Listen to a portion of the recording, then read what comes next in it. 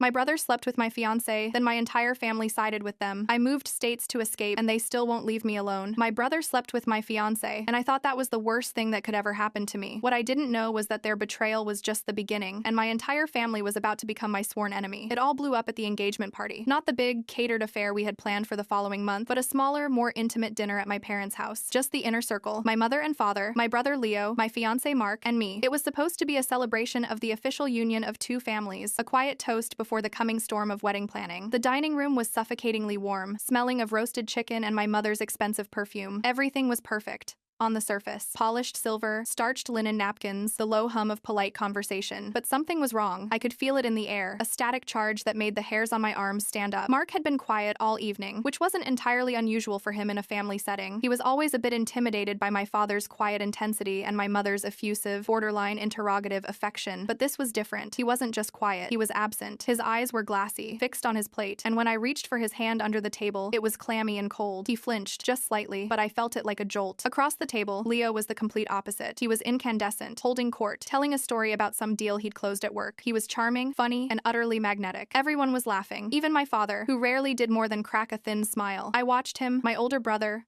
the golden child, and a familiar, bitter feeling churned in my stomach. It was the feeling of being perpetually in his shadow, a feeling I had spent my entire adult life trying to shake. And now, my father said, raising his glass of wine, his voice rich and steady. A toast to Clara and Mark. We are so thrilled to welcome you, Mark, officially into this family. You make our daughter very happy, and that is all we have ever wanted for her. He smiled at me, a genuine, warm smile, and for a moment, the tension in the room seemed to dissolve. I smiled back, my throat tight with emotion. Maybe I was imagining things. Maybe it was just pre-wedding jitters. Everyone drank. Then Leo stood up, a sly grin playing on his lips. If I may, he said, holding his own glass aloft, I'd like to say a few words as well. My mother beamed at him. Of course, Leo had to have his moment. He always did. Clara, my little sister, he began, his eyes locking onto mine. We've had our ups and downs, haven't we? But I have never seen you as radiant as you've been since Mark came into your life. He turned his gaze to Mark, and the grin widened. And Mark, my man, welcome to the family. I have to admit, when I first met you, I wasn't sure. I'm protective of my sister. He paused for effect, letting the sentiment hang in the air. My mother nodded, dabbing at her eye with a napkin. But you've really proven yourself, Leo continued, his voice dropping into a conspiratorial tone. You've shown a real willingness to integrate, to become one of us, to embrace all the traditions and quirks of this family. In fact, I'd say you've gotten to know this family on a very, very intimate level. The last 3 words were a stiletto knife, slid expertly between my ribs. He said it with a wink. A literal wink. The air was sucked out of my lungs. My mother and father laughed, oblivious, taking it as a joke about our family's weird holiday traditions or our loud political arguments. But I saw it. I saw the flash of pure panic in Mark's eyes before he masked it with a nervous laugh. I saw the triumphant, predatory gleam in Leo's. It wasn't a joke. It was a declaration, a power play. He was telling me, right there in front of our parents, what he had done. And he was telling me that he had gotten away with it. The rest of the dinner is a blur. I remember the clinking of forks against plates sounding like alarm bells. I remember the taste of ash in my mouth instead of the lemon tart my mother had made for dessert. I didn't say a word. I couldn't. My mind was a roaring inferno of disbelief and horror. I felt disembodied, like I was watching a movie of my own life falling apart. I excused myself, claiming a sudden migraine, and fled to the guest bathroom. I locked the door and slid down to the floor, my whole body trembling. I had been having suspicions for weeks. Little things. Mark being cagey about his phone. Leo making odd, possessive comments about Mark, calling him our boy. A late night where Mark said he was out with work friends, but his car was spotted near Leo's apartment building. I had dismissed it all as paranoia, as my own insecurity rearing its ugly head. How could I even conceive of such a monstrous betrayal? It was unthinkable. But Leo's toast wasn't a hint. It was a confession, delivered with a sociopath's smile. The drive home with Mark was silent and cold. The air in the car was thick with everything unsaid. I stared out the window, watching the streetlights smear across the glass, my heart a cold, heavy stone in my chest. When we got back to our apartment, the apartment we had so lovingly decorated together, I didn't even take off my coat. I stood in the middle of the living room, a room filled with our shared dreams and plans, and I finally turned to him. He wasn't joking, was he? I asked, my voice barely a whisper. Mark wouldn't look at me. He busied himself with taking off his shoes,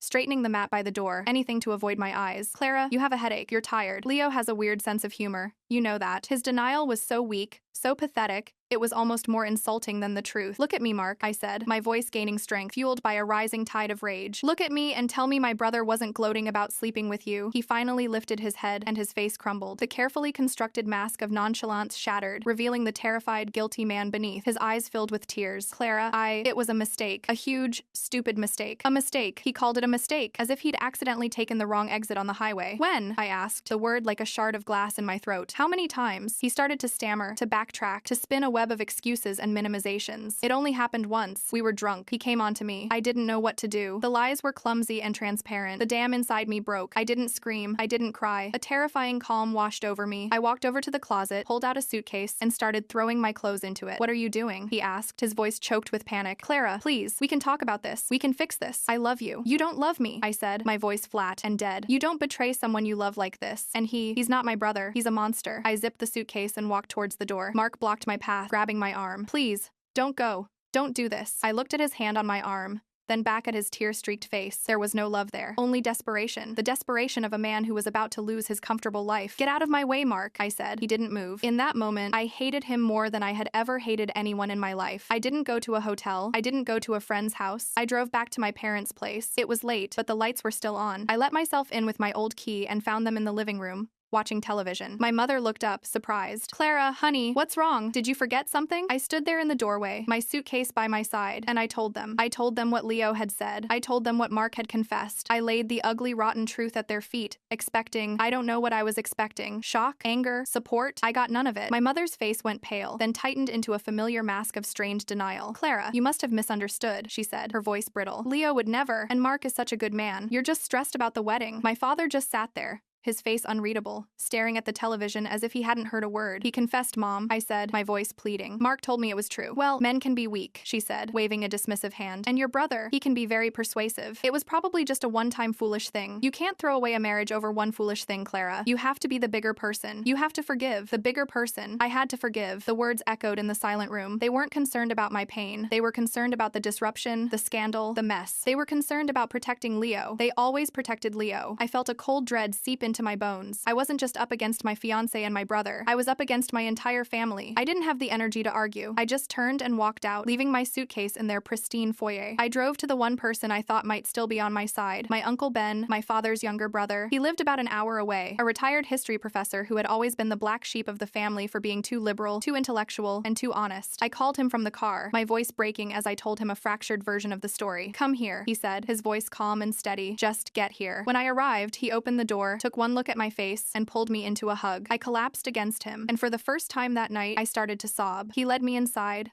made me a cup of tea, and just sat with me while I cried, letting me pour out the entire sordid story, from Leo's vicious toast to my mother's casual dismissal of my pain. He listened without interrupting, his expression growing darker with every word. When I finally finished, exhausted and empty, he said, "This isn't just a betrayal, Clara. This is a coordinated attack. Leo has been jealous of you his entire life. This was his way of destroying the one thing you had that he couldn't control." He was right. It wasn't just about sex. It was about power. It was about ownership. Leo had marked his territory, not just on my fiance, but on my entire life. Uncle Ben let me stay in his guest room. The next morning, the real war began. My phone started blowing up. First, it was my mother. "Clara, you need to come home. Mark is here. He's a wreck. You're being cruel." I didn't answer. Then came the texts. "Your father is very disappointed in your behavior. You are tearing this family apart. Leo is worried sick about you. He thinks you're having some kind of breakdown." Then came the call from Leo himself. I stared at his name on the screen, my heart pounding. Against my better judgment, and against Uncle Ben's advice, I answered. I needed to hear it from him. I needed to hear the voice of the monster. "Clara," he said, his voice dripping with false concern. "Thank God. Where are you? Mom and Dad are losing their minds." "Cut the act, Leo," I said, my voice shaking with fury. "I know what you did." There was a pause on the other end of the line, then a low chuckle. The false concern vanished, replaced by a chilling, smug arrogance. "Took you long enough," he said. "I was starting to think you were really that stupid. Honestly, I'm impressed. You held it together at dinner. I thought you were going to flip the table." His gloating was so brazen, so remorseless, it stole my breath. "Why?" I whispered. "Why would you do this to me?" "Why?" he scoffed. "Because I could. Because you walk around with this air of pathetic, doe-eyed innocence, thinking you deserve this perfect little life with your perfect little fiance. You think you're better than us, with your art history degree and your quiet little world. But you're not." And Mark was easy. He was so desperate for approval, so desperate to be part of this family. He would have done anything I asked. "He belongs to me now, little sister. He belongs to the family. You were just the entry fee." I felt sick, physically ill. He wasn't just admitting it, he was reveling in it. He was twisting the knife, explaining in detail how he had manipulated Mark, how he had planned it, how it was all a game to him. What he didn't know was that Uncle Ben had walked into the room and, seeing the look on my face, had silently pressed the record button on my phone's screen. Every word of his his vile confessional monologue, every drop of poison was being saved. "You're disgusting," I managed to say. "You're a sociopath." Words, he said, sighing dramatically. "Look, here's how this is going to go. You're going to come home. You're going to forgive Mark. We're all going to pretend this little misunderstanding never happened. The wedding will go on as planned, because if you don't, I will make your life a living hell. Mom and Dad are already on my side. They'll always choose me. You know that. You'll have no one. No money, no family, no support. You'll be utterly alone. Is that what you want?" His threat hung in the air, cold and absolute. He had laid out his terms. Unconditional surrender. I hung up the phone without another word. My hands were shaking so badly I could barely hold it. Uncle Ben took it from me and stopped the recording. "We have him," he said, his voice grim. "We have him cold." That recording became my lifeline. In the days that followed,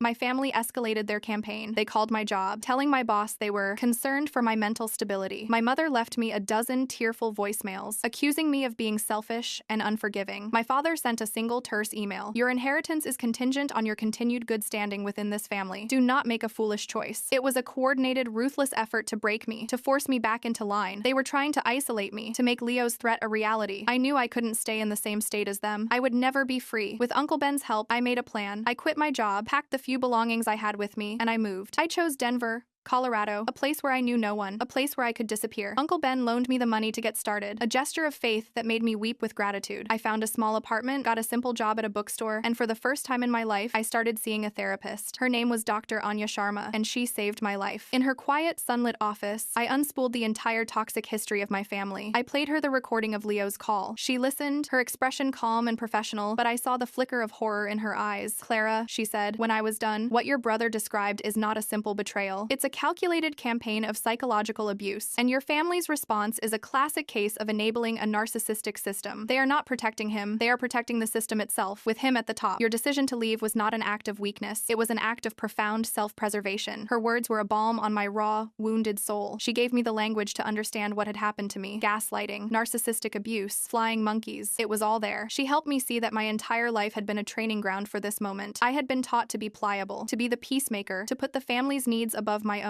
My goodness had been a liability. I thought moving 1,000 miles away would be the end of it. I was wrong. It took them a month, but they found me. It started with an anonymous flower delivery to my new apartment, a bouquet of funereal white lilies with a card that simply said, "We miss you. Come home." My blood ran cold. How did they get my address? Then the calls started again, this time to my new, unlisted number. It was my mother, her voice syrupy sweet. "Clara, honey, we were so worried. Why didn't you tell us you moved? We just want to know you're safe." It wasn't concern. It was surveillance. They had hired a private investigator. The realization felt like a violation. There was nowhere I could go where they couldn't find me. The harassment was more insidious now. They didn't scream or threaten. They sent gifts, a subscription to a bridal magazine, a check from my father for a wedding dress deposit, which I tore into 100 pieces. They created fake social media profiles to follow me, leaving comments on the bookstore's public page. "So glad to see Clara is doing well. Her whole family misses her terribly." It was a public performance of loving concern, designed to make me look like the ungrateful, unstable one if I reacted. The final straw came one Tuesday afternoon. I was at work when 2 police officers walked into the bookstore. They asked for me by name. My boss looked on, her eyes wide with alarm. They explained that my family had requested a wellness check. They had told the police that I had a history of mental instability and had gone missing, and they were gravely concerned for my safety. I had to stand there, humiliated, trying to explain to 2 skeptical police officers that I was a grown woman who had moved away from her toxic family, and that this was a form of harassment. They were polite, but I could see the doubt in their eyes. "Your mother sounded very convincing, ma'am," one of them said. That night, I called Uncle Ben, shaking with rage and fear. "They're trying to have me declared mentally incompetent," I said, the words tasting like poison. "They're trying to destroy my credibility,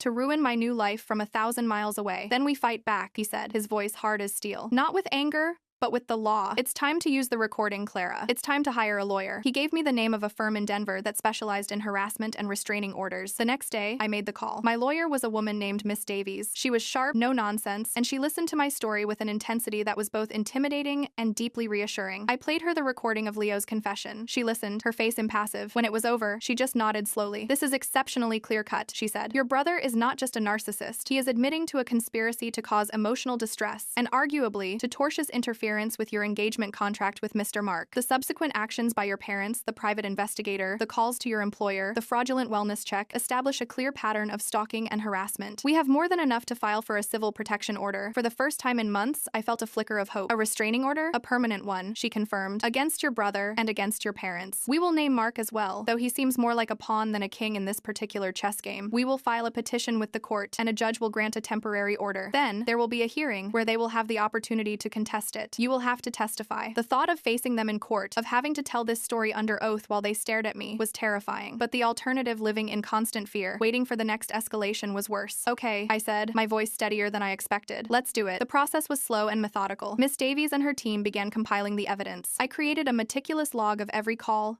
every text, every unwanted gift, every social media interaction since the night of the engagement dinner. I wrote down dates, times, and direct quotes. My therapist wrote a letter attesting to the severe emotional distress and anxiety I had suffered as a direct result of their actions. We subpoenaed the records from the private investigator they had hired. We got a sworn affidavit from my former boss about the call she had received. We had the police report from the wellness check. Piece by piece, we were building a fortress of facts. As expected, once they were served with the temporary protection order, their retaliation was swift and brutal. Their lawyer, a shark from a top-tier firm in my home state, filed a motion to dismiss, claiming the petition was frivolous, vindictive, and the unfortunate result of a young woman's emotional breakdown following a routine breakup. They painted me as a scorned woman, hysterical and delusional. In their official response, they attached affidavits from a dozen family, friends, and relatives, all attesting to my history of being overly emotional and prone to exaggeration. They were trying to assassinate my character on paper. My father tried a different tactic. He sent a registered letter to Miss Davies' office, offering me a generous settlement. It was a 7-figure sum, enough money to never have to work again, but it came with conditions. I would have to drop the petition for the protection order, sign a non-disclosure agreement, and issue a public statement retracting my allegations against my family. It was a bribe, wrapped in legal jargon. It was an attempt to buy my silence. This is a sign of desperation, Miss Davies told me when we read the offer. They know the recording is damning. They are trying to avoid having it played in open court. This isn't about reconciliation. It's about damage control for their reputation. I told her to reject the offer. This was never about money. It was about my safety,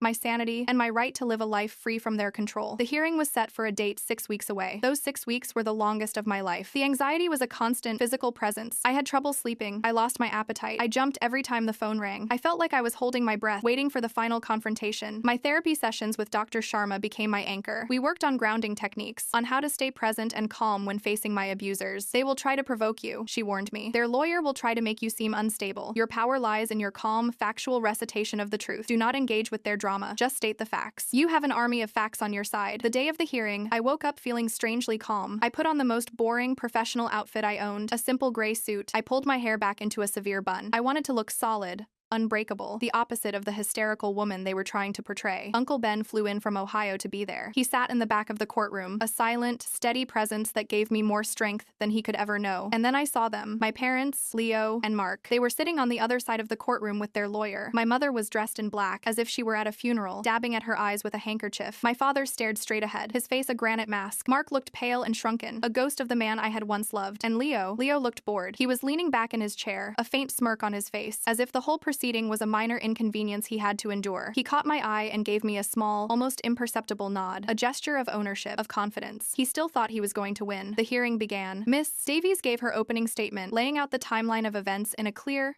concise manner. She described the engagement dinner, the confession, the move to Colorado, and the subsequent campaign of harassment, culminating in the fraudulent wellness check. Then, their lawyer stood up. He was slick and polished, with a voice that oozed condescending sympathy. Your Honor, he began, what we have here is not a case of harassment, but a family tragedy. My clients, the Peterson family, love their daughter. They are here today because they are worried about her. Following the amicable and mutual end of her engagement to Mr. Mark, Miss Peterson suffered a severe emotional crisis. She disappeared, cutting off all contact. Her family's attempts to reach her, born out of love and concern, have been tragically misinterpreted by a troubled and confused young woman. I felt a surge of white-hot rage, but I remembered Dr. Sharma's words. I looked at the grain of the wooden table in front of me. I focused on my breathing. In, out. I would not let them get to me. Then, it was my turn to testify. I walked to the witness stand, my legs feeling like lead. Miss Davies led me through my story. I spoke calmly, factually. I described the toast Leo had made. I recounted Mark's confession. I detailed the phone calls, the private investigator, the fear I felt when the police showed up at my job. I didn't cry. I didn't raise my voice. I just stated the facts, one after another, like laying bricks in a wall. Then came the cross-examination. Their lawyer approached me, his expression one of pity. Miss Peterson,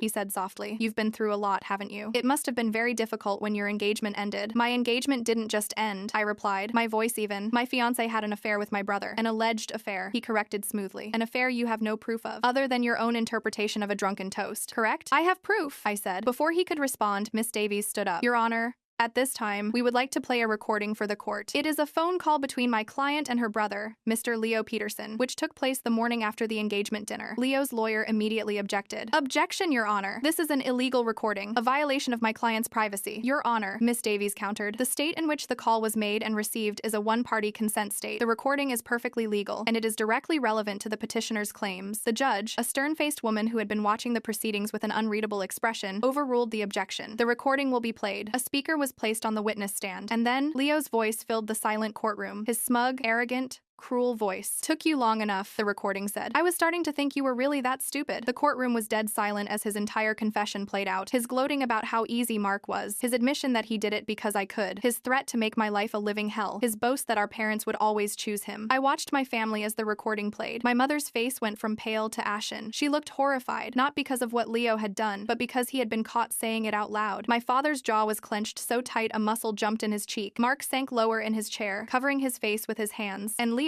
for the first time, Leo's mask slipped. The smirk was gone. He was staring at me with pure, unadulterated hatred. The look in his eyes was terrifying. It was the look of a predator who had just been wounded. When the recording finished, the silence in the courtroom was absolute. The judge looked down at Leo, then at my parents, her expression one of utter contempt. She didn't need to hear anything else. The rest of the hearing was a formality. Miss Davies presented the log of harassment, the police report, the therapist's letter. Their lawyer's blustering defense had been completely deflated. He had nothing. The judge issued her ruling from the bench. The court finds that the petitioner, Miss Clara Peterson, has proven by a preponderance of the evidence that she has been the victim of a sustained and malicious campaign of stalking and harassment by the respondents, Mr. Leo Peterson, Mr. Robert Peterson, and Miss Susan Peterson. She granted a permanent civil protection order. They were forbidden from contacting me, directly or indirectly. They were forbidden from coming within 500 yards of my home or my place of employment. They were forbidden from hiring third parties to surveil me. As for you, Mr. Mark, she said, turning her icy gaze on him, your behavior has been spineless and contemptible. But based on the evidence, you appear to be more of a tool than a perpetrator in this specific campaign of post-separation harassment. Consider this the luckiest day of your life. You are dismissed. But I suggest you take a long, hard look at the company you keep. Then she looked at Leo and my parents. To the remaining respondents, she said, her voice like cracking ice. Any violation of this order, no matter how small, will result in your immediate arrest. The behavior detailed in this court today is not family concern. It is a criminal offense. Do you understand me? They mumbled their assent, their faces a mixture of shock and humiliation. The hearing was over. I had won. I stood up, my body trembling with adrenaline and relief. Uncle Ben rushed over and wrapped me in a hug. You did it, kiddo, he whispered. You did it. I walked out of that courtroom without looking back. The victory felt incomplete. Justice is not the same as healing. A piece of paper from a judge couldn't erase the scars. It couldn't give me back the family I thought I had. It couldn't undo the profound, soul-deep wound of their betrayal. In the weeks that followed, I grappled with that feeling in therapy. It feels like I won the battle, but I've already lost the war, I told Dr. Sharma. Perhaps you're looking at it the wrong way, she suggested. The war wasn't about saving your family. That family, as you knew it, was an illusion built to serve a narcissist. The war was about saving yourself. And that war, Clara, you have unequivocally won. She was right. The protection order wasn't an end. It was a beginning. It was the legal boundary that reinforced the emotional boundary I had already started to build. It was permission to finally, truly, let them go. I changed my phone number. I deleted all my old social media profiles. I sent back a final package to my parents' address, every gift they had ever given me, every photo of us together. I included a short, simple note, do not contact me again. Life became quiet. The constant hum of anxiety that had been my companion for months began to fade. The silence was unnerving at first. I kept waiting for the other shoe to drop, for them to find some new way to breach the walls I had built, but they didn't. The threat of immediate arrest was a language even they could understand. I started to rebuild. I focused on my job at the bookstore, and my boss,